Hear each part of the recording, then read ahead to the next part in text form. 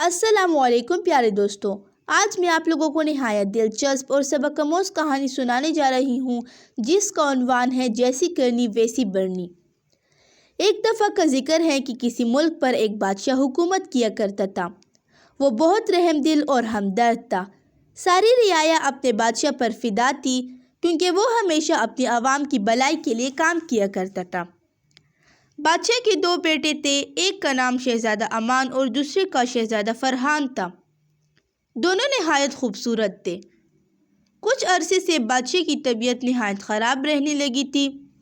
آخر کار سارے حکیموں نے جواب دے دیا کہ بادشاہ سلامت صرف چند دن کے مہمان ہیں۔ ساری عوام افسوس کرنے لگی۔ ملکہ اپنے آپ پر قابو نہ رکھ سکی اور سارے درباری اور سپاہی حیران و پریشان تھے کہ آخر اتنے صحت مند بادشاہ کے ساتھ یہ کیوں کر ہوا۔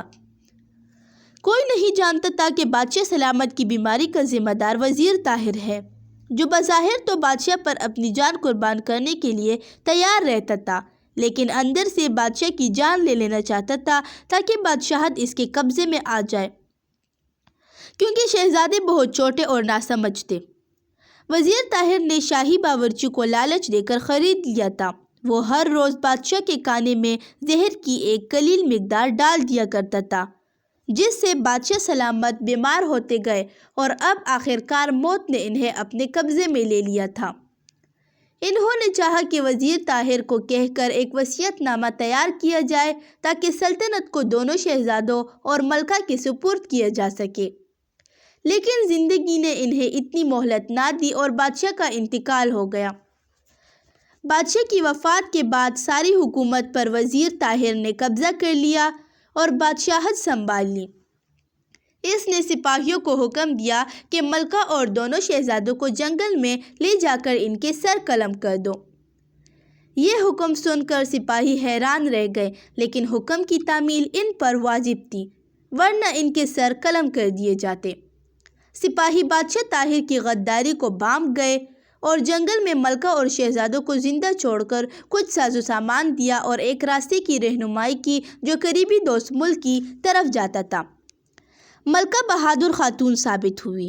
انہوں نے موسم کی دشواریوں اور حالات کا مقابلہ بہادری سے کیا اور خیر و عافیت کے ساتھ دوسرے ملک پہنچ کر بادشاہ سلامت کے دوست بادشاہ علیم کو پیغام بھجوایا کہ ملکہ ان سے ملنا چاہتی ہے۔ اجازت ملنے پر وہ محل میں داخل ہوئی اور بادشاہ علیم کو ساری داستان سنائی۔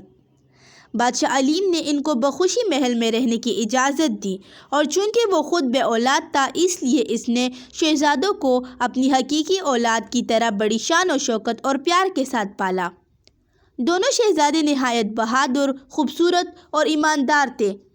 چونکہ اب بادشاہ علیم بوڑھا ہو چکا تھا، اس لیے اس نے سلطنت شہزادے امان کی سپرد کی اور خود عبادت الہی میں مشغول ہو گیا۔ شہزادوں نے اپنی جینے کا مقصد وزیر طاہر سے انتقام لینا بنا لیا تھا، اس لیے انہوں نے اپنی فوج کو جدید جنگی ہتھیاروں سے لیس کیا۔ دوسری طرف وزیر طاہر کے ملک کی حالت نہایت عبرتناک ہو چکی تھی۔ وزیر خود تو بہت زیادہ دولت پا کر عیش و عشرت میں گم ہو گیا تھا، لیکن اس کی فوج کی حالت بدترین ہوتی گئی۔ سپاہی عوام کی حفاظت کے بجائے ان پر ظلم کرتے۔ سارا ملک تباہی اور بربادی کی راہ پر رواں دواں ہو گیا۔ ایک روز شہزادہ امان اور شہزادہ فرحان نے وزیر طاہر کے ملک پر حملہ کیا۔ اتنی بڑی فوج کو دیکھ کر وزیر کی فوج حیران ہو گئی۔ کچھ فوجی بھاگ گئے اور کچھ لڑائی میں مارے گئے۔ وزیر طاہر نے بھاگنا چاہا، لیکن این موقع پر شہزادوں کے وفادار سپاہیوں نے اسے پکڑ کر قید میں ڈال دیا اور پھر ساری رعایا کے سامنے اسے پھانسی دے دی گئی، اور یوں وزیر طاہر اپنے انجام کو پہنچا۔ شہزادہ امان نے بادشاہ علیم کی سلطنت سنبھالی اور ادھر اپنے آبائی ملک میں شہزادہ فرحان نے حکومت کا نصب و نسق سنبھال لیا۔ اور جب عوام کو پتہ چلا کہ یہ دونوں شہزادے جنہوں نے ان کو جابر بادشاہ طاہر سے چھٹکارا دلوایا ہے، ان کے اپنے بادشاہ سلامت کے بیٹے ہیں، تو سارے ملک میں جشن منایا گیا۔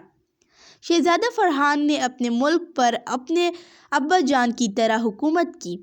اسی طرح ساری عوام کو اپنا گرویدہ بنا لیا۔ پیارے دوستو، اس کہانی سے ہمیں یہ سبق ملتا ہے کہ جیسا کرو گے ویسا بھرو گے۔ نیکی پرانی نہیں ہوتی اور گناہ بلایا نہیں جاتا۔ جزا دینے والا کبھی فنا نہیں ہوگا، لہٰذا جنہوں نے آپ کے لیے کنواں کھودا وہ خود ہی اس میں گریں گے۔ پیارے دوستو، اگر آپ کو ہماری ٹاپ لرننگ سٹوریز پسند آتی ہیں تو پلیز ہماری یوٹیوب چینل کو سبسکرائب کیجئے اور بیل آئیکن پر کلک کیجئے تاکہ میری ہر نئی آنے والی ویڈیو آپ تک پہنچ سکے۔ اللہ حافظ۔